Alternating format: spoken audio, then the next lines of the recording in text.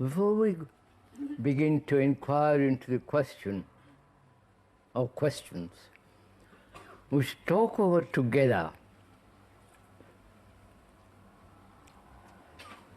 what is peace and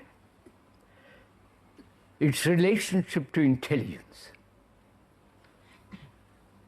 You don't mind if I talk?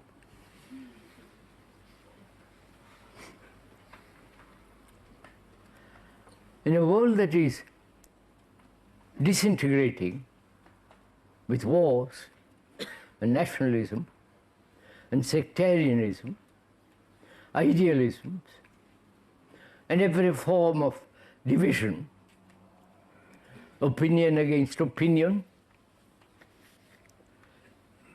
data against data, judgment against judgment, and so on. Can we have peace in the world first? Or can we live peacefully? What does it mean to live together, man, woman, so on, or a group of people not committed to any belief or sect or faith and so on? Can we live together peacefully? Apparently, this is one of the most difficult things in the world.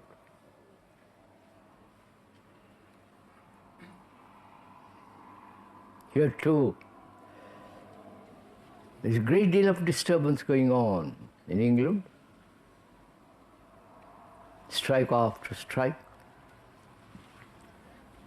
and all the travails of human beings.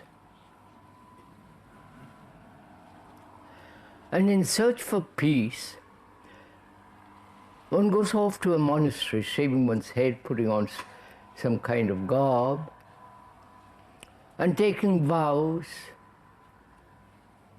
This has been tried for generation upon generations, both in India and in the West and in the Far East. A group of people committed to live peacefully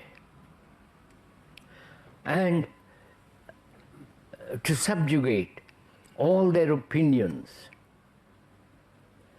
conforming to a certain pattern of idealism, certain dogmas,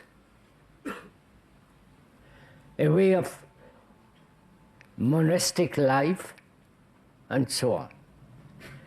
When I heard the other day a rather extraordinary thing,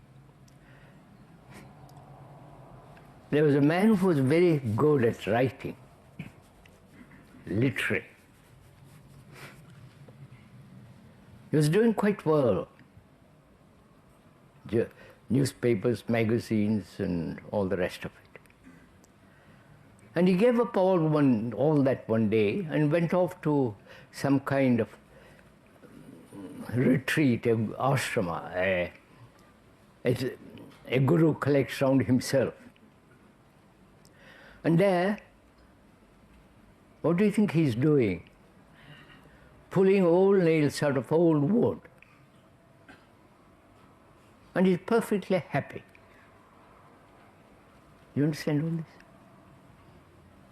And he is living peacefully, he says. Is that peace? To completely forget the world, what's happening in the world, forget any kind of responsibility, put aside any kind of relationship with another, and disappear into a commune, into a community, or enter into a monastery, which is highly organized, with the abbot, whom we must obey utterly, and so on. How does one find peace in the world and in oneself? I'm sure one has asked this question of oneself. To live completely, peacefully, in relationship to others. Not isolate oneself. That's fairly simple, and also it has its own dangers. The dangers are that you become more and more self-centered, or commit yourself to some symbol, a figure, or to some doctrinaire concept, and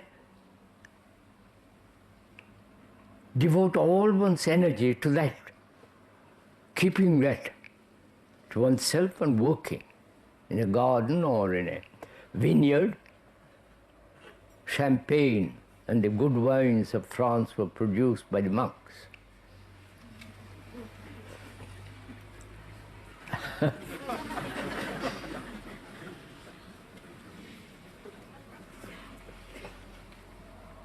And the monks have also fought, killed people. This has been going on for centuries. And one is living in a world that's really monstrously destructive, divisive, every form of brutality and so on. Where does one find peace?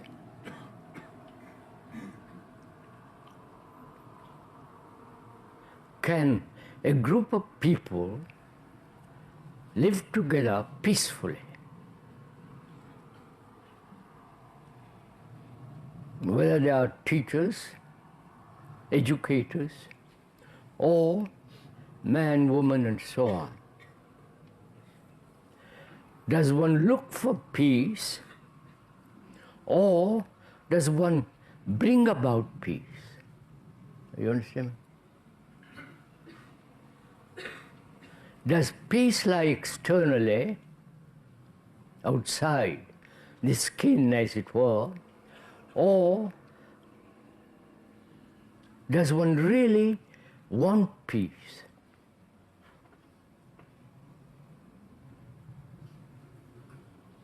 If one sets aside all the things that desire, will, thought, has conceived what is peace, wanting peace, and committed to some form of regulation, whether it is so-called spiritual or otherwise. Lots of people have disappeared in the army because they have no responsibility there. Governments look after you, like in a monastery. But you walk, march, ready to kill and so on. So can one bring about peace within oneself? And is it possible, living in this world, knowing what the world is becoming more and more, both scientifically and so-called nationally, can one live or create peace? You understand my question?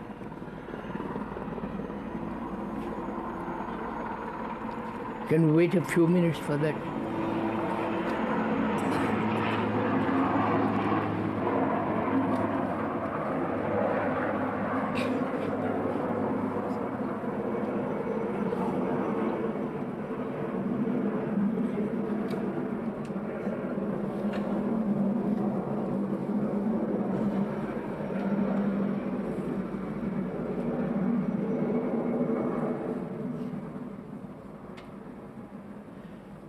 To live in peace implies no act of divisiveness,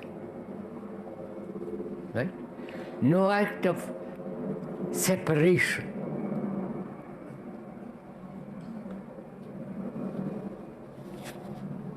No sense of me first and you second, both in a queue and at home.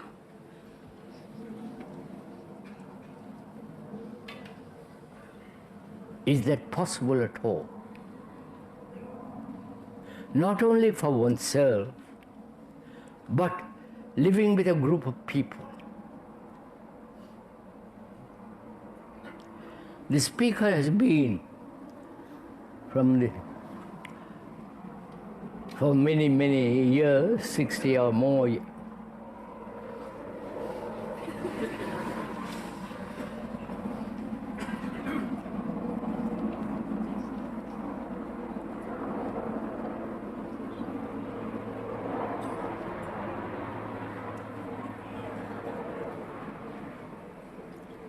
The speaker has been living with over 60 years with a group of people in India, America, here, all over the world, part of the world rather. And there is always contention, always dissension, opinion against opinion. Why shouldn't I think this way? You think your way, and so on. This process has been going on, not only now, always, perhaps. And one wonders if it is at all possible to create peace. One is using the word create in the ordinary sense of the word, not creation. That's another matter. Can one, in a group of people, create peace in your house? Perhaps 4 of you, or 2 of you, if in a family. Can we bring peace about? Or is that impossible? You understand my question? Does one really want to live in peace?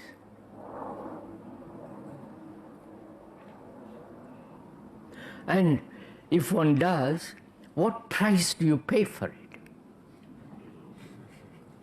Not in coins, not in banknotes and so on, but what are you willing or desirous or saying as we must live in peace, and it's only in peace that one can really flower? What will you do? What will you put aside? What gesture will you make?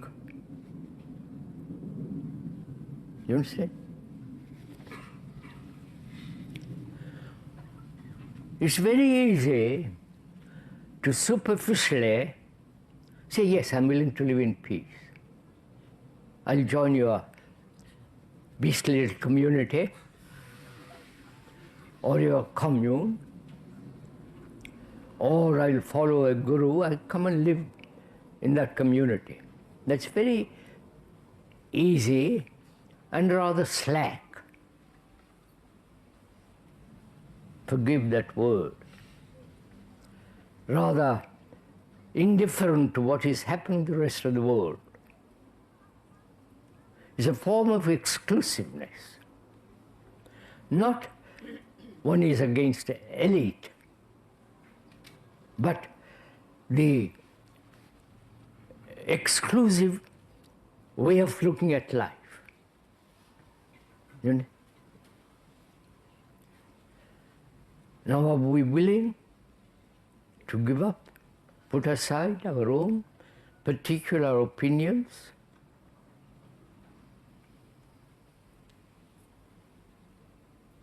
Particular judgments?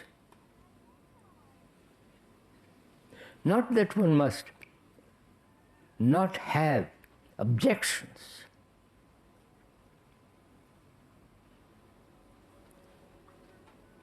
Discussions, stating what one thinks, and if one sees what one thinks is not correct, yield, change. Is all that possible? Or we are also, so obstinate. You understand my question? That we never, under any circumstances, yield unless we are forced. So we come to a point, if one wants really peace in oneself and in one's family or in one's group of people,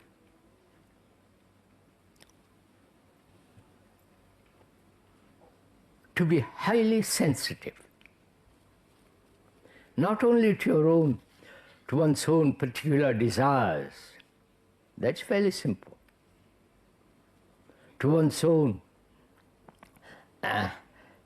self-centered images, but to be sensitive to nature, to other people's ideas, other people's way of looking, their difficulties, the whole process of living together, which requires an enormous sense of yielding and watching and observing and highly, not interpretive, but seeing what the other is. He may be brutal, he may be insensitive, but help him to be sensitive, help him not to be normal. You follow? It's a constant sense of movement, not taking a stand at any time. Is that all possible? Not only in a family or in a group of people, like in a school, and we are very close to a school here.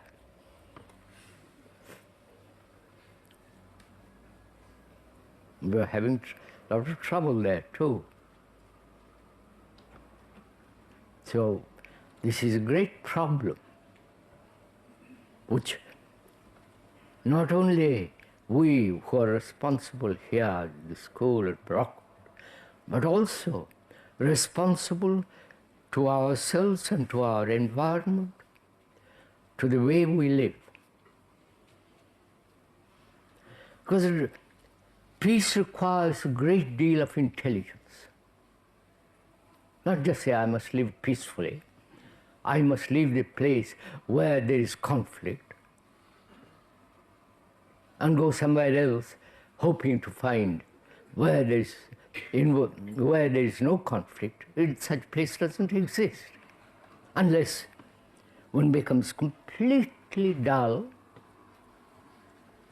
completely insensitive, and doesn't care a damn what is happening. Sorry, you don't mind? And so on.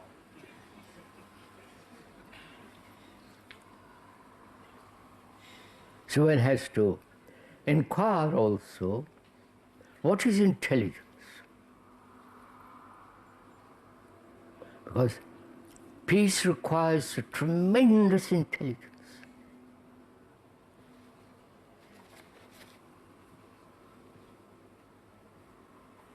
Isn't the thing you buy in the market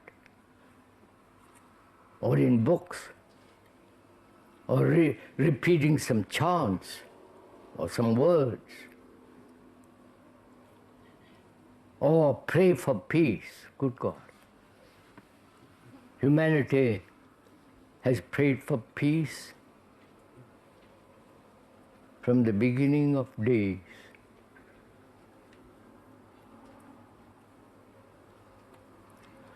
And there has been no peace in the world or in oneself.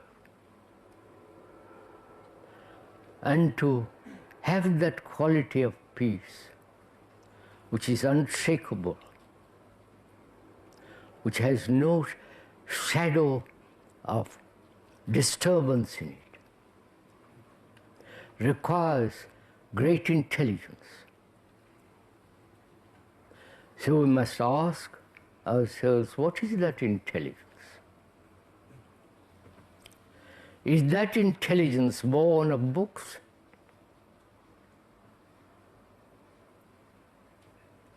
Is that intelligence the outcome of complicated, subtle thought? Or is it a projection of an ideal and conforming to that pattern? Thought, with its limitation, has certain quality of intelligence. Otherwise, we couldn't be sitting here. You need intelligence to travel, to go to the moon. To go to the moon, there must have been thousands of people cooperating together to produce that rocket that went up there. That's a form of intelligence. And a scientist, a surgeon, to operate requires great skill, requires some form of intelligence. So is all that born of knowledge, born of experience, accumulated skills with their high discipline, all the result and the product, the movement of thought, and thought being limited, as we talked about it the other days, can thought bring about peace, which has its own limited intelligence? Right? Or is intelligence nothing whatsoever to do with the activity of thought? You're following on this? Not only verbally, but see the logic of it, the reason for it. Thought, with its limitation, has created the most extraordinary things in the modern world. The rapid communication. You do not know, one does not know if you have been on a battleship or a submarine. The complications of it, the extraordinary energy that's gone to build those things. And the dynamo, motors and so on. Immense energy, great deal of thought, knowledge has gone into all this. And therefore there is that quality of limited intelligence, because based essentially on thought or knowledge. And is there an intelligence which is not limited?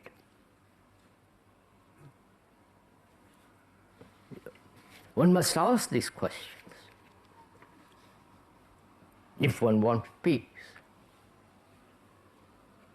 One must ask these essential questions. Not only peace, a way of living with great depth, great beauty,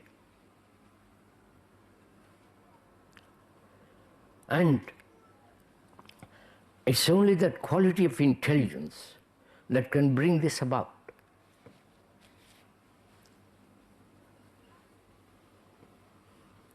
That is, can there be peace without love?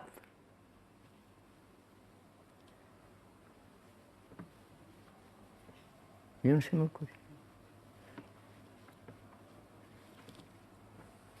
Can there be peace without sense of compassion?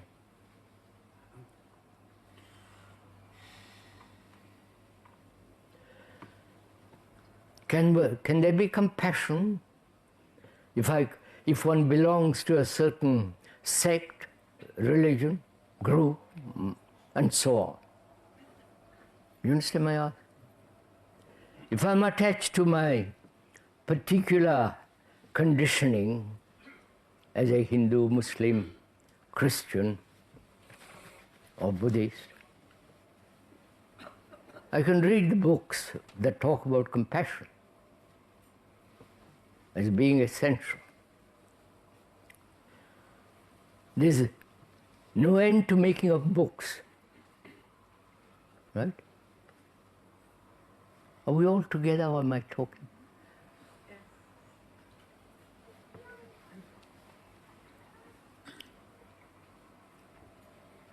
So where do I find this? Where does one find this intelligence? Or come upon it?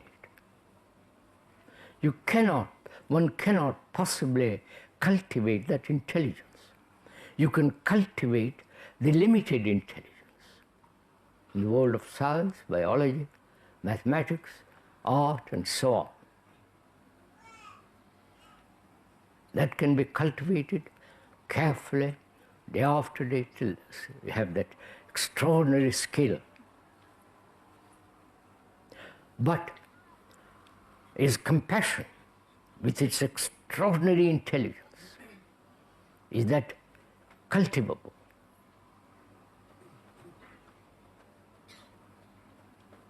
Then, as it is not, you cannot cultivate day by day love, right?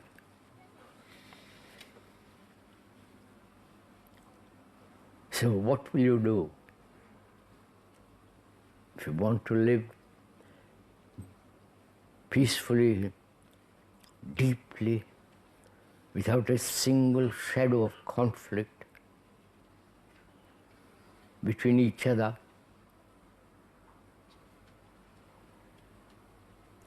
What shall we do or not do?